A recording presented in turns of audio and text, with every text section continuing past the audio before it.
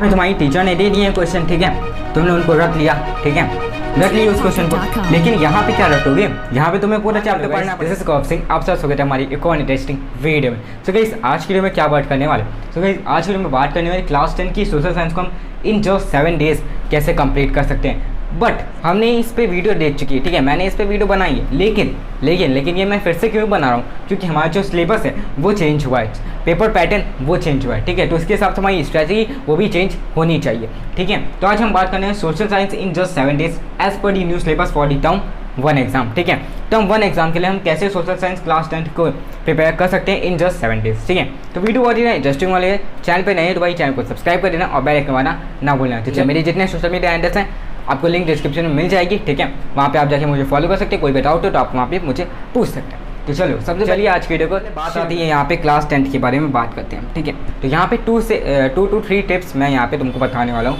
पहले उनको देखना है, समझना है, उसके बाद हम आगे की स्ट्रैटेजी के बारे में बात कर रहे होंगे। क्या है तो देखो, सबसे पहले गोल तुम्हारा क्या है। देखो अभी तुम हो किस क्लास में, 10th में, अब तुम जाओगे किस में, 11th में तुम्हें क्या सोशल पढ़ना है, नहीं पढ़ना है, ठीक है। सोशल सिर्फ उनको पढ़ना होगा जो सोशल को लेंगे, मीन्स जो आर्ट्स लेंगे, जिनको सिविल्स में जाना है वो सोशल लेंगे, ठीक है। और अगर बाई चांस और अगर तुम नहीं जाते हो, तुमको सिविल्स में इंटरेस्ट नहीं है, तुम कॉमर्स लेते हो, तुम साइंस लेते हो तब, या तुम मैथ्स लेते हो, ठीक है, तो वहाँ पे तुम्हें क्या है इसकी ज़रूरत नहीं पड़ेगी सोशल की, ठीक है, तुम्हें वहाँ पे क्या है सोशल की ज़रूरत नहीं पड़ने वाली। तो तुम ये कह सकते हो कि जो आर्ट्स वाले बच्चे उनको हटा के अगर देखा जाए तो मेजॉरिटी बच्चे जो हैं उनके हिसाब से देखा जाए तो यहाँ पे सोशल का आखिरी टाइम हम एग्ज़ाम दे रहे होंगे, ठीक है, आखिरी टाइम हमको सोशल में पढ़ना है, ठीक है।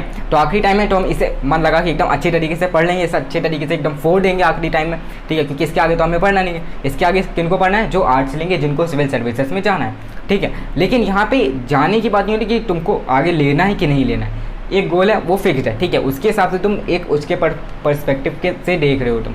लेकिन यहाँ पे बात आती है तुम्हें जो अभी है उसको देखना, लेकिन अभी तो करना ही है, 11th में नहीं करना है, लेकिन अभी तो करना है ना तुम्हें, ठीक है। तो अभी हम कैसे प्रिपेयर करें, क्या चीज़ अपना लें कि टर्म 1 में हम 95% प्लस हम ले आए अपने एग्ज़ाम में, ठीक है, 95 प्लस हम कैसे ला सकते हैं अपने टर्म 1 एग्ज़ाम में, ठीक है। तो देखो सबसे पहली बात आती है यहाँ पे, दूसरा पॉइंट आता है नो योर सिलेबस। अब तुम्हारे सिलेबस में टर्म 1 के हिसाब से तुमने जो न्यू सिलेबस देखा है, अगर नहीं देखा है अभी तक तो मैंने वीडियो बना के रखी है, जाके देख लो।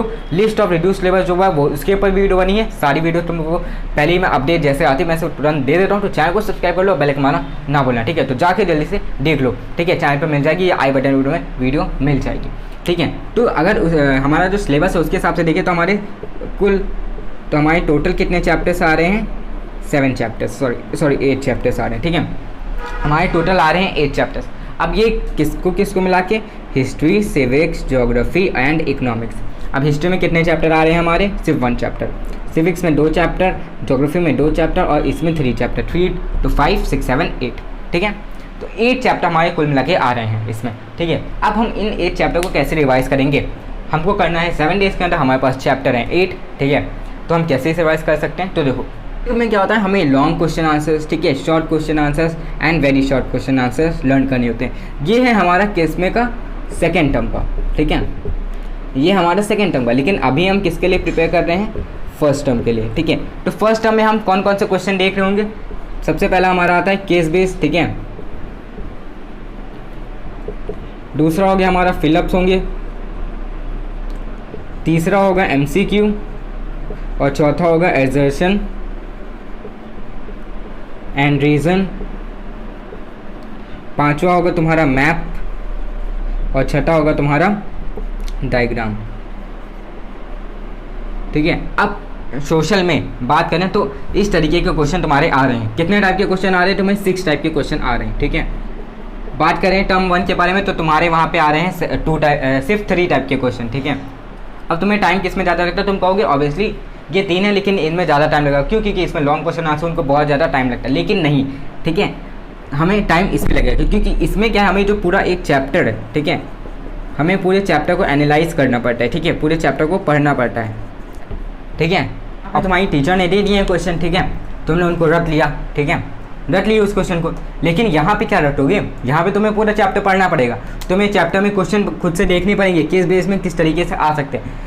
PDF में दे दूंगा तुम लोग को, ठीक है, लिंक डिस्क्रिप्शन में मिल जाएगी, ठीक है। अभी नहीं बस 2-3 दिनों में अपडेट हो जाएगी, ठीक है, देख लेना, बाद में, ठीक है। उसमें तुम्हें एमसीक्यू टाइप में सारे क्वेश्चन तुमको मिल जाएंगे, हिस्ट्री के, सिविक्स के, ज्योग्राफी के और इकोनॉमिक्स के, ठीक है, जिनकी हाई चांसेस है, जो हाई प्रपोर्शन में रहते हैं, ठीक है। तो यहाँ पे तुम्हें केस बेस्ड क्वेश्चन होगा, दूसरा हो गया तुम्हारा फिलिप्स, ठीक है, तीसरा हो गया एमसीक्यू, और फिर एजर्सन और रीजन आएगा, मैप आएगा, डायग्राम आएगा। अब इन सबको जल्दी से एक्सप्लेन कर देते हैं, ठीक है। तो ये तो तुम लोग जानते हो, तुम लोग ने पिछले साल भी दिए होंगे, ठीक है, क्लास 9 में दिए होंगे, ठीक है। अगर नहीं दिए तो मैं बता देता हूँ। देखो इसमें मतलब जैसे कि फिगर कोई दिया होता है, ठीक है, और उसके बारे में पैराग्राफ दिया होता है। अब वहाँ पर तुम्हारा क्वेश्चन नंबर 1 होगा, ठीक है, उसमें से ए ऑप्शन होगा, बी ऑप्शन होगा, सी ऑप्शन होगा, डी ऑप्शन होगा। अब इसके हिसाब से इस पूरे के बेसिस पे तुमको यहाँ पे क्वेश्चन देना होगा। जैसे कि तुम्हारी बुक में हिस्ट्री में देखा जाए तो जैसे कि तुम्हारा ये एक फिगर दिया है, यहाँ पे पूरा तुम्हें एक आर्ट दे देंगे, जो ठीक है आर्ट दे देंगे, उसके बारे में थोड़ा सा तुमको जो भी उसका नीचे का होगा पैराग्राफ जो होगा वो फोटो का पैराग्राफ भी दे देंगे, ठीक है। अब उसमें से वो कोई भी क्वेश्चन उठा के पूछ सकते हैं, इस आर्ट को किसने ड्रॉ किया था, ठीक है, या इसमें की थीम क्या है, ठीक है, मतलब वो कुछ भी पूछ सकते हैं उस पैराग्राफ से रिलेटेड, ठीक है। ऐसा भी हो सकता है वो उस पैराग्राफ में ना हो, लेकिन वो इतना कठिन तो नहीं देंगे कि उस पर तुम समझ भी ना पाओ, उससे कुछ रिलेटेड होगा, ठीक है, वो तुम लोग को करना पड़ेगा, ठीक है। तो उसे एनालाइज करना पड़ेगा, इसलिए कह रहे हैं चैप्टर को तुमको ज़्यादा अच्छे तरीके से समझना पड़ेगा, ठीक है, क्योंकि अगर चैप्टर को समझ लोगे तो इसको तुम रिलेट कर सकते हो इस आंसर से, ठीक है। जो भी आंसर होगा उस पर तुम्हें टिक लगाना होगा। ये तो तुमने समझ लिया केस बेस किस तरीके आते हैं, ठीक है। दूसरा आता है फिलिप्स, ठीक है। फिलिप्स तो तुम लोग जानते हो, क्वेश्चन दिया होगा, ठीक है, पूरा दिया होगा, यहाँ पे फिलिप्स करना है, यहाँ पे क्वेश्चन, ठीक है। तो ये तो तुम लोग जानते ही हो। एमसीक्यू भी तुम लोग जानते हो, ठीक है, क्वेश्चन दिया होगा, ए ऑप्शन होगा, बी ऑप्शन होगा, सी ऑप्शन होगा, डी ऑप्शन होगा, ठीक है। और एजर्सन और रीज़न में क्या आता है, तुमको एजर्सन दिया होगा, रीज़न दिया होगा, ठीक है। बाकी तुम्हें बताना होगा एजर्सन सही है कि रीज़न सही है, और अगर एजर्सन सही है तो उसका रीज़न सही है कि नहीं है, ठीक है, कि सिर्फ एजर्सन ही सही है, ठीक है। तो इस तरीके के जो क्वेश्चन होते हैं, ठीक है। फिर आता है तुम्हारा मैप। अब मैप में कैसे करना होगा, तो देखो मैप में तुम्हें ऐसे कोई भी, जैसे कि इंडिया का, अरे कोई भी मैप दे देंगे, ठीक है, जैसे कि इंडिया का मैप है, ठीक है,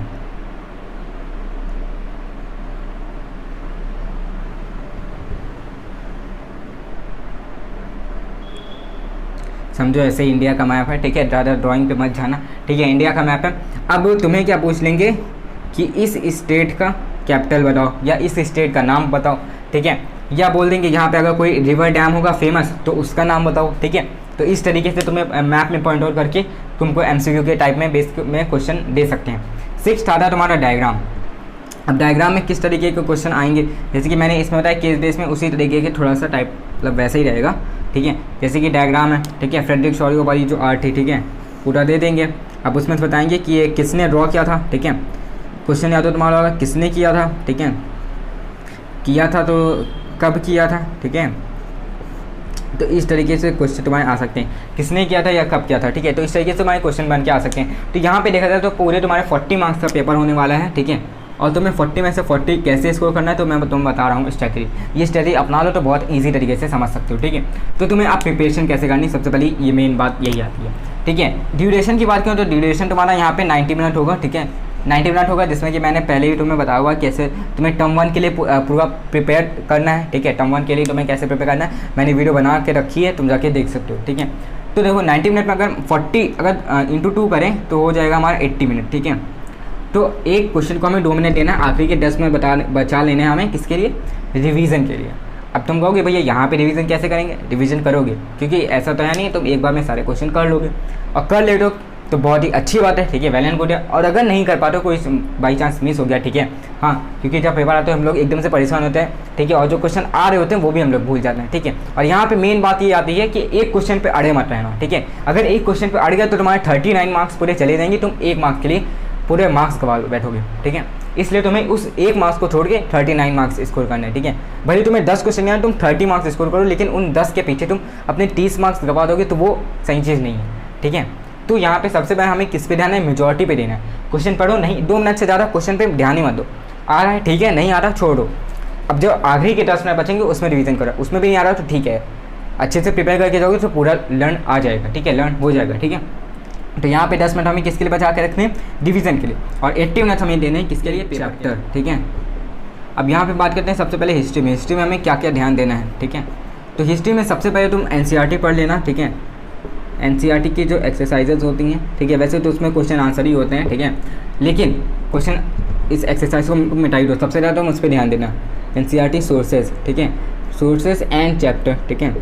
मीन जैसे कि मैंने तुम्हें पिछली वीडियो में बताया हुआ है जिसमें मैंने टर्म 1 के लिए बारे में बताया, तो मैंने जैसे कि ये तुम्हारा चैप्टर है, ठीक है, ये तुम्हारा चैप्टर है, यहाँ पे तुम्हें एक सोर्स डी होगी, यहाँ पे सोर्स डी होगी, ठीक है, यहाँ लिखा होगा सोर्स ए, ठीक है, यहाँ पे सोर्स ए, ये है तुम्हारी सोर्स बी, ठीक है, ठीक है। तो इस तरीके से तुम्हारे चैप्टर के किनारे सोर्स दिए होते हैं, उन पे सबसे ज़्यादा ध्यान देना, उन पे से भी क्वेश्चन बहुत ज़्यादा आते हैं, ठीक है। फिर बात आती है जैसे कि कोई अगर कोई भी वॉर हुई, ठीक है, उसमें कितने लोग मरे, ठीक है, कितने लोग मरे, और मरे तो थे लेकिन कितने वुमेंस मरी, कितने मेंस मरे, ठीक है। तो इस तरीके से भी क्वेश्चन वो आ सकते हैं, क्योंकि ये पूरा होने वाला है MCQ। अगर मान के चलते ये 40 मार्क्स में थोड़ा MCQ आएगा, थोड़ा सब्जेक्टिव आएगा, तो इतना डीपली वो नहीं पूछेंगे, लेकिन आपकी पूरा MCQ है, ठीक है। तो इसमें तुम्हें हर एक चीज़ पे ध्यान देना पड़ेगा, अगर एक भी चीज़ मिस हुई तो यहाँ पे दिक्कत हो सकती है, ठीक है। तो यहाँ पे सबसे पहले ध्यान देना तुम्हें सोर्स पे। दूसरी बात यहाँ पे आती है NCERT फिर से, ठीक है, NCERT तुम्हारा चैप्टर हो गया, ठीक है, जो कि मैंने तुम्हें यहाँ बता दिया, ठीक है। NCERT चैप्टर पर तुम्हें ध्यान देना हुआ है, ठीक है, NCERT चैप्टर जो उस पर ध्यान देना है, ठीक है। पूरे चैप्टर को पढ़ लेना, अच्छी तरीके से क्लियर कर लेना। फिर बात आती है तुम्हारी इंपॉर्टेंट डेट्स, ठीक है, इंपॉर्टेंट डेट हो गई तुम्हारी, ठीक है। यहाँ पे ऐसे ही के चैप्टर के किनारे, चैप्टर के यही राइट में, लेफ्ट में, बॉटम में, टॉप में कहीं भी दिया होगा इंपॉर्टेंट डेट्स दी होती, उनको पढ़ लेना, ठीक है। फिर तुम्हारा चैप्टर, अब देखो तुमको पढ़ना ही कितना है, एक ही चैप्टर तो पढ़ना है, ठीक है। तो यहाँ पे तुम्हारे पास 7 डेज़ के अंदर हमें कंप्लीट करना है, तुम्हारे पास हैं 8 चैप्टर, ठीक है। अब तुम अगर ये मान के चलो, अभी बता रहा हूँ, उसे तुम कैसे 8 चैप्टर को तुम 4 से 5 ही दिन में कवर कर सकते हो, 7 दिन भी नहीं लगेंगे, ठीक है। लेकिन उसके लिए स्ट्रेटजी अपनानी पड़ेगी। तो देखो यहाँ पे मैंने तुम्हें बताया हिस्ट्री में कैसे तुम्हें प्रिपेयर करना। NCERT हो गया, NCERT के चैप्टर हो गए और NCERT की इंपॉर्टेंट डेट्स हो गई, इनको पढ़ लेना बस। NCERT में और कुछ ज़्यादा उतना नहीं करना है, मीन्स हिस्ट्री में उतना ज़्यादा नहीं करना, ठीक है। बात आती है यहाँ पे अगर हम बात करें ज्योग्राफी की, ठीक है, तो ज्योग्राफी में तुम्हें सबसे ज़्यादा ध्यान देना है। देखो एक चीज़ तो इम्पॉर्टेंट है, ठीक है, मोस्ट इंपॉर्टेंट है NCERT के तुम्हारे चैप्टर, ठीक है, NCERT के चैप्टर और सोर्सेस, ठीक है। ये तुम्हें हिस्ट्री, सिविक्स, ज्योग्राफी, इकोनॉमिक्स सब में इस पर ध्यान देना है। तो ये पॉइंट तो नोट कर ही लो, ठीक है, ये तो इंपॉर्टेंट पॉइंट है। इसके अलावा और क्या क्या करना है, ठीक है। तो देखो अगर हम ज्योग्राफी की बात करें, ठीक है, तो इसमें तुम्हें मैप ध्यान देना है, ठीक है, मैप जैसे मैंने बताया, ठीक है। और तुम्हारा हो गया NCERT के चैप्टर और सोर्सेस, बस। ज्योग्राफी में क्या करना है, तुम्हें यही दोनों चीज़ें करनी है, सिर्फ और सिर्फ यही दोनों चीज़ें करनी है। फिर आता है तुम्हारा सिविक्स, ठीक है। तो सिविक्स में क्या करना है, सिविक्स में भी सबसे पहले हो गया तुम्हारा चैप्टर, ठीक है। चैप्टर के साथ सोर्सेज तुम्हें याद करनी है, ठीक है, सोर्सेज भी इंपॉर्टेंट है, मस्ट है, मैंने लिख दिया, ठीक है। फिर बात आती है तुम्हारी सिविक्स में, जैसे कि तुम्हारा बीच, जैसे कि तुम्हारा हो गया पार्टी, ठीक है, पार्टी नेम, ठीक है, पार्टी का नाम क्या है, ठीक है। लेकिन अभी ये क्वेश्चन पॉलिटिकल पार्टी वाला है, ठीक है, वो अभी क्वेश्चन आ नहीं रहा, तो उसको तुम हटा ही दो, ठीक है। सिविक्स में भी तुम्हारा हो गया सोर्सेस पे ध्यान देना हुआ है, ठीक है। और फिर बाद में आता है तुम्हारा इकोनॉमिक्स, ठीक है। इकोनॉमिक्स में भी सेम तुम्हें सब चीज़ ध्यान देना, यही सेम, ठीक है, चैप्टर और सोर्सेस, बस इन चीज़ों को डिवाइस कर लो, तुम्हारा MCQ 95+ स्कोर होने वाला है, ठीक है। अब तुम कहोगे भैया आपने ये तो बता दिया कि NCERT पढ़ लें, ठीक है, पढ़ लें, लेकिन कैसे पढ़ना है, ठीक है, कैसे हम इसे 7 डेज़ के अंदर मैनेज कर सकते हैं। तो देखो यहाँ पे तुम्हारे हैं 8 चैप्टर, तुम्हारे पास हैं कितने डेज, 7 डेज़, ठीक है। तो अगर तुम यहाँ पे इकोनॉमिक्स का देखो, ठीक है, तो इकोनॉमिक्स के तुम्हारे जो चैप्टर है वो हैं ईजी, ठीक है। तुम अगर अच्छी तरीके से उसको ध्यान से देखोगे तो तुम्हें लगेगा हाँ ईजी है, और तुम अगर एक दिन में एक चैप्टर करोगे तो वो भी ठीक है, ठीक है, लेकिन तुम उसके 2 दिन में तुम 3 चैप्टर कर सकते हो, 3 चैप्टर, ठीक है। और अगर तुम सिर्फ एक दिन पूरा इकोनॉमिक्स में डिवोट कर लो तो तुम्हारे लिए एक दिन काफ़ी है इकोनॉमिक्स के 3 चैप्टर कंप्लीट करने में। सिर्फ एक दिन में तुमको सिर्फ और सिर्फ इकोनॉमिक्स पढ़नी है, ठीक है। तो ऐसा तुम टाइम टेबल बना लो, 7 दिन तुम्हें क्या करना है, सिर्फ और सिर्फ सोशल पढ़ना है। फिर उसके आगे एक पर्टिकुलर टाइम रेंज बना लो, तुम्हें इतने में सिर्फ मैथ्स करनी, फिर इतने में सोशल करनी, इतने में साइंस करनी है, ठीक है। यहाँ पे देखो अगर तुम कर सकते हो इस तरीके से तो ये मैं कह रहा हूँ, लेकिन ये उतना इंपॉर्टेंट नहीं है, क्योंकि देखो यहाँ पे मेजॉरिटी यही होती है कि हम एक चीज़ तो करते हैं, लेकिन एक चीज़ को अगर लगातार करेंगे तो हम हो जाएंगे बोर, और वो होने नहीं वाला, ठीक है। तो इसलिए यहाँ पे जो कर सकते हैं मैं उनके लिए कह रहा हूँ, बहुत ही माइनर में होंगे स्टूडेंट जो कर पाएंगे, ठीक है। लेकिन मेजॉरिटी में क्या है, तुम्हें डिफरेंट करना पड़ेगा, ठीक है। तो तुम यहाँ पे इकोनॉमिक्स का अगर चैप्टर खोल के देखोगे, चैप्टर 1 और 2, तो वो ईजी है, तो उनको तुम 2 चैप्टर को एक ही दिन में कर सकते हो, ठीक है। 2 चैप्टर को एक दिन में कर सकते हो, और दूसरा वाला चैप्टर दूसरे दिन में कर लेना, ठीक है। तो यहाँ पे तुम्हारा हो जाएगा कितना, 2 दिन हो जाएगा, ठीक है। तो 2 दिन में तुम इकोनॉमिक्स कंप्लीट कर लोगे। फिर बात आती है तुम्हारा सिविक्स की, ठीक है। तो अगर हम सिविक्स का देखें तो सिविक्स का first chapter second chapter, first chapter क्या है तुम्हारा पावर सेटिंग है, ठीक है। पावर सेटिंग बहुत ही ईजी चैप्टर है, बहुत ही ज़्यादा ईजी चैप्टर, तुम कर लोगे, ठीक है। उसमें क्या श्रीलंका और बेल्जियम के बारे में दिया और कुछ नहीं दिया हुआ, ठीक है। तुम एक दिन में कर सकते हो, ठीक है। तो इन 2 चैप्टर को भी एक दिन में कर सकते हो। तो यहाँ से तुम्हारा जो 8 चैप्टर था, ठीक है, यहाँ से तुम ये जो 2 दिन बढ़ रहे थे, ठीक है, 8 - 2 करोगे तो यहाँ पे हो जाएगा तुम्हारा 6 डेज़, ठीक है। तो 6 डेज़ में तुम कर सकते हो। अब ये एक दिन जो संडे, इसमें अब ये तुम्हारे पास यहाँ पे 7 डेज़ हैं, ठीक है। 7 डेज़ में कैसे कंप्लीट करना है, 7 डेज़ में तुम ये जो हिस्ट्री का है, हिस्ट्री का एक दिन में एक चैप्टर नहीं होना है, हिस्ट्री में तुम्हें लगेंगे 2 दिन, ठीक है। तो ये जो एक दिन इधर बच रहा था, ठीक है, ये 7 वाला, ठीक है, इसी को तुम हिस्ट्री में इन्वेस्ट कर दोगे। तो हिस्ट्री में तुम्हारे कितने डेज हो जाएंगे 2, इकोनॉमिक्स में कितना हो जाएगा 1, सिविक्स में तुम्हारा हो जाएगा 1 और ज्योग्राफी में तुम्हारा हो जाएगा 2, 2 3 4 5 6, ठीक है। 6 दिन तुम्हारे बने, ठीक है, 6 दिन तुम्हारे बने। अब यहाँ पे चैप्टर कितने हैं, हिस्ट्री में तुम्हारे कितना है 1, इकोनॉमिक्स में 3, सिविक्स में 2, ज्योग्राफी में 2, 3 4 5 6 7 8, ठीक है, 8 चैप्टर हैं जिसको तुम 6 डेज़ में बहुत ही ईजिली इस तरीके से अगर ये चीज़ें कर रहे हो तो तुम 8 दिन में नहीं 6 दिन में कंप्लीट कर लोगे पूरा का पूरा सोशल साइंस, ठीक है, टर्म 1 के लिए, ठीक है।